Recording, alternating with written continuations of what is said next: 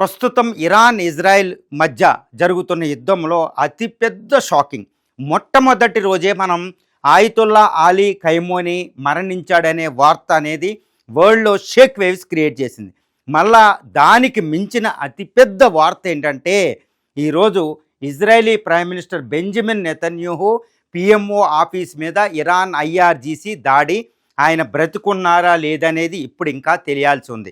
Israel ఏం చెప్తుందంటే intercept చేశామంటుంది, కానీ ఆయనకి ఏమైందో తెలియడం లేదు. కానీ ఇరానియన్ రిపబ్లికన్ గార్డ్స్ కార్ప్స్ మాత్రం ఆయన బ్రతుకు ఉండే అవకాశాలు లేవని ఇరానియన్ రక్షణ వర్గాలు చెబుతున్నాయి. ఇప్పుడు ఏంటి అంటే ఇరాన్ తన యొక్క సుమారు ఈ మ్యాప్లో మనకు కనిపిస్తున్న ఇరాన్ నుంచి ఇజ్రాయెల్ 2500 కిలోమీటర్ల డిస్టెన్స్లో ఉంటుందన్నమాట. ఈ 2500 కిలోమీటర్ డిస్టెన్స్ కావాల్సిన మిసైల్ ఫోర్సెస్ ఇరాన్ దగ్గర ఉంది, ఐఆర్జీసీ దగ్గర. కానీ ఇజ్రాయెల్ పిఎంఓ ఆఫీసు, ముఖ్యంగా టెల్ అవీవ్ రాజధాని నగరాన్ని చాలా కంటికి రెప్పలాగా ఐరన్ డోము, అదేవిధంగా యారో, అదేవిధంగా డేవిడ్ స్లింగ్ అని ఎయిర్ డిఫెన్స్ సిస్టంలో 3 లేయర్స్లో దాన్ని కాపాడుతూ ఉంటాయి. కానీ మళ్ళీ ఈ ఇజ్రాయెల్ దగ్గరలోనే యుఎస్ఎస్ గెరార్డ్ ఆర్ ఫోర్డ్ కూడా ఉంది, అది కూడా ఏజిస్ అనేది ఎయిర్ డిఫెన్స్ సిస్టమ్ ఉంది.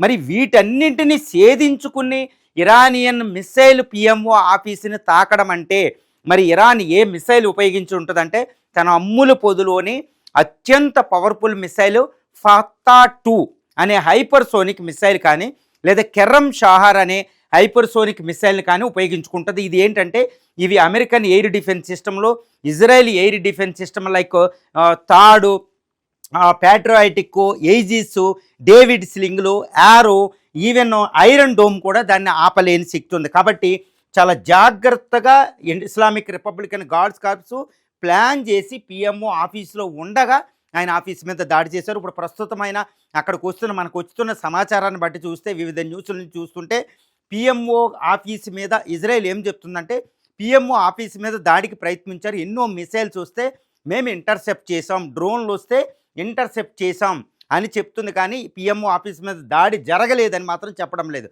ఇరానియన్ రిపబ్లిక్ గార్డ్స్ మాత్రం, ఐఆర్జీసీ మాత్రం కన్ఫామ్డ్గా చెప్తున్నాయి, Iranian Tel Aviv PMO office మీద మేము దాడి చేసాం, ఆయన బ్రతుకుండే అవకాశాలు అసలు లేనే లేవు, మేము ప్రయోగించిన మిసైల్ అలాంటి మిసైల్ అని ఐఆర్జీసీ ప్రకటిస్తుంది. ఇది ప్రపంచంలో ఒక సంచలనంగా మారుతుంది. ఎందుకంటే ఆయతుల్లా అలీ ఖైమోనీని కోల్పోయిన ఇరాన్ ఎట్టి పరిస్థితుల్లో జీవితంలో ఉన్నా బ్రతికున్నా లేకపోయినా డూ ఆర్ డై మోడ్లో రివెంజ్కి పాల్పడుతుంది. గత రాత్రి USS aircraft carrier Abraham లింకన్పై దాడి చేయడం, అది మునిగిపోతే అమెరికాకి అవమానం. ఇప్పుడు అమెరికా దాకా చేరుకోలేవు కాబట్టి ఆయతుల్లా అలీ ఖైమోనీని చంపేసిన బెంజమిన్ నెతన్యాహు, అదేవిధంగా ఆయతుల్లా అలీ ఖైమోనీ వారసును కూడా సంహరించారని తెలుస్తుంది. అరాఫీ ఖైమోనీని కూడా సంహరించారు, ఎవరు వచ్చినా చంపేస్తామని ఈ బెంజమిన్ నెతన్యాహు ప్రకటిస్తున్నారు. బెంజమిన్ నెతన్యాహు చాలా దృఢంగా జాతీయవాదిగా గత 14-15 సంవత్సరాలుగా ఇజ్రాయెల్ని పరిపాలిస్తున్నారు. ఆయన ఆధ్వర్యంలో ఈ ఇరాన్ని చుట్టుముట్టి ఇరాన్ యొక్క హిజ్బుల్లా అన్నింటినీ, ఇరానియన్ ఫ్రెండ్స్, సిరియా అన్నింటినీ బలహీనపరిచాడు. కాబట్టి ఈయన్ని చంపేస్తే కుదురుతుంది, ఇదే పగ అనుకుని ఆయతుల్లా అలీ ఖైమోనీ డెత్కి, మార్టీర్డమ్కి సరైన పగ బెంజమిన్ నెతన్యాహు టార్గెట్ చేస్తున్నట్టు తెలుస్తుంది. మరి ఈయన పిఎంఓ ఆఫీసులో బంకర్లో ఉండకుండా పిఎంఓ ఆఫీసులో ఎందుకున్నారో తెలుసు.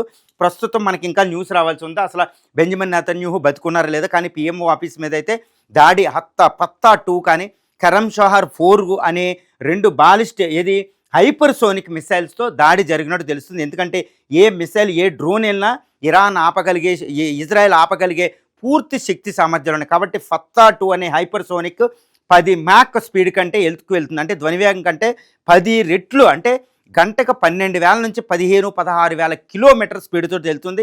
దీన్ని రాడార్ కానీ, అమెరికా యొక్క supreme air force, supreme military air defence system ఏది కూడా దాన్ని ఆపలేవు. కాబట్టి పిఎంఓ ఆఫీస్ మీద దాడి చేసే కెపాసిటీ ఇరాన్కి ఉంది అనేది ఇక్కడ తెలుస్తుంది.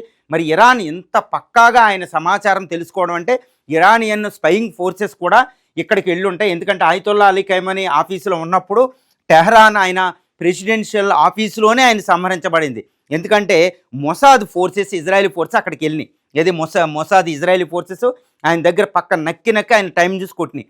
అదేవిధంగా ఇరానియన్ స్పైయింగ్ ఫోర్సెస్ కూడా ఇక్కడికి వెళ్ళి ఈయన యొక్క ఆనుపోనులు చూసుకుని సరైన సమయంలో ఈయన్ని చంపినట్టు తెలుస్తుంది. ఏదేమైనా ఇప్పుడు బ్రతికున్నారో లేదనేది ఇప్పుడు మనం చూడాలి. కానీ వెరిఫైడ్ రిపోర్ట్స్ ప్రకారం ఆయన పిఎంఓ ఆఫీస్ మీద అయితే అటాక్ జరిగిందని తెలుస్తుంది. ఈ విషయం ఇంకా సమాచారం తెలుసుకుని వెరిఫై చేద్దాం.